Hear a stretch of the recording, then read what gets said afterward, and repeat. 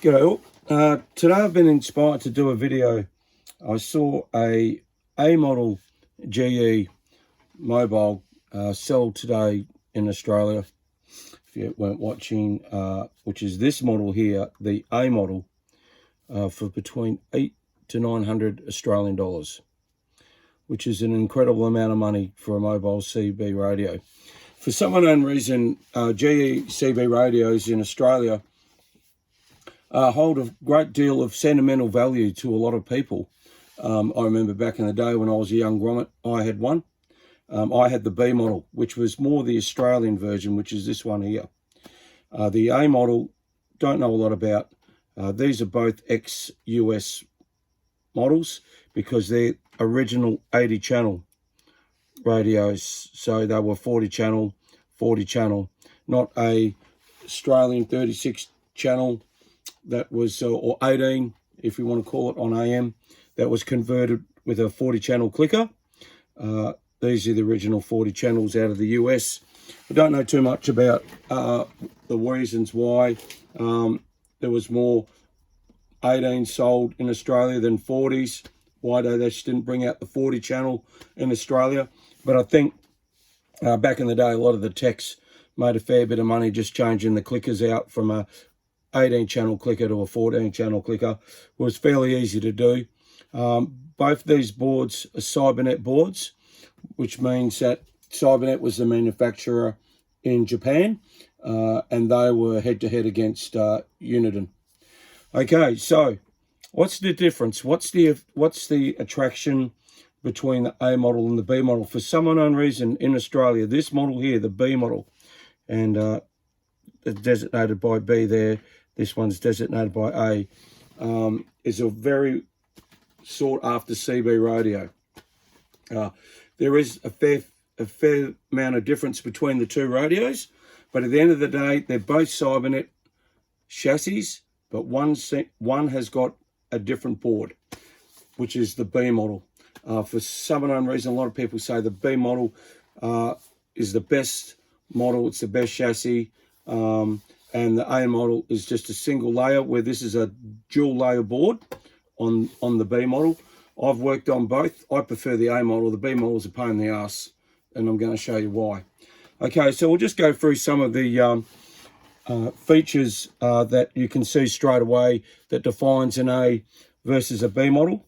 Okay, the first thing of all would be the clarifier. The A model has only got a single pot clarifier here. As you can see, the B model has got a dual pot, which has got a fine coarse clarifier, and also there is a mic gain, and RF gain dual pot here, where this one technically didn't have it. So maybe that's why, because this one had a power mic gain setting on the B model, and the A model didn't. I've used both, had audio reports, both are good.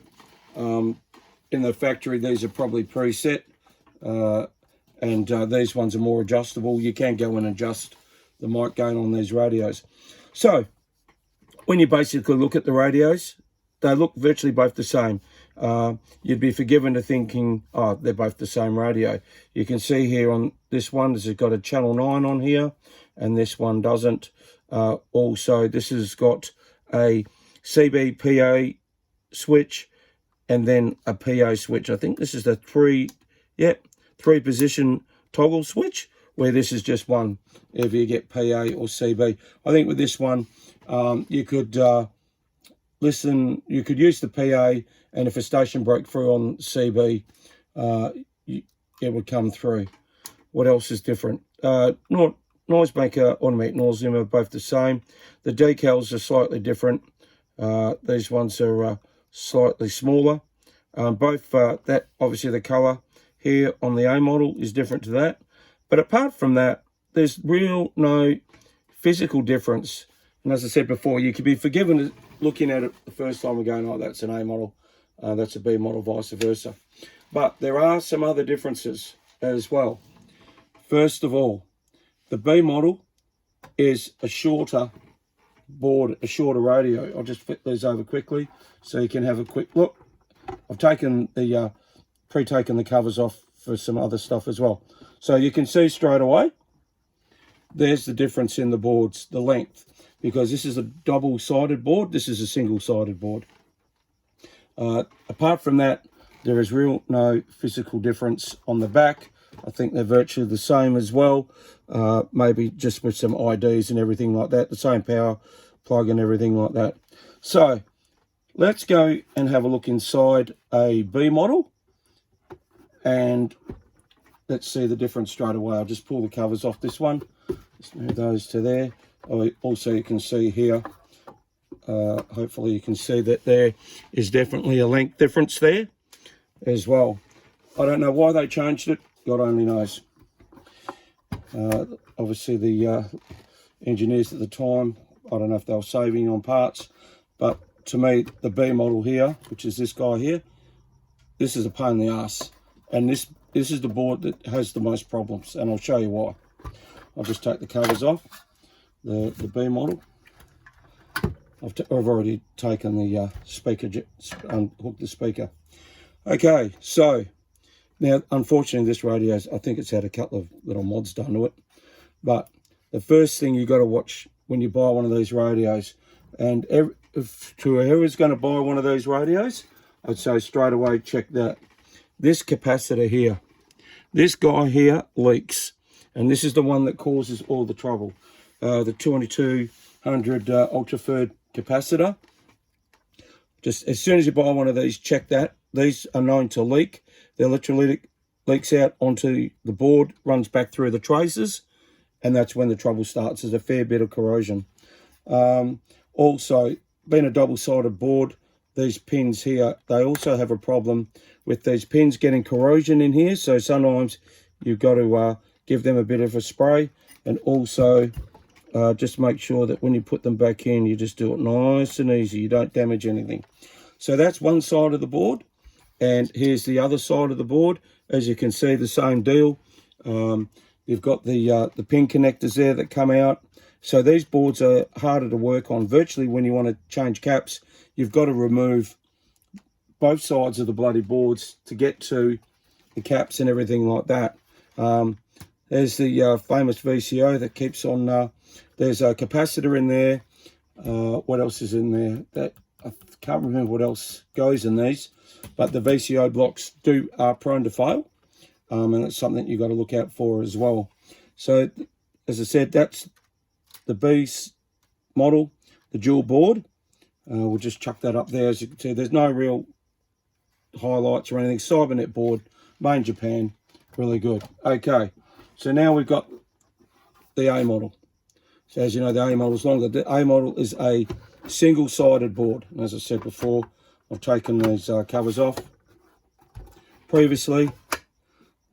Just chuck that over there, nice and gently. And also just take this cover off here as well. Can be a little bit tight. Both those radios came in really good condition. Okay, so this is the A model board. As you can see, single-sided. There's your VCO block. Everything is on one side of the board. So if you're going to repair this, change some caps out, maybe work on some transistors or whatever you want it to be, this is a lot easier to work on. As you can see, single-sided, very easy to work on. This is a stock radio. I don't think anything's been done to it at all. So yeah, it's 40 channel, really good nick. Another thing you can do when you go buy those radios, you can listen for the clicker.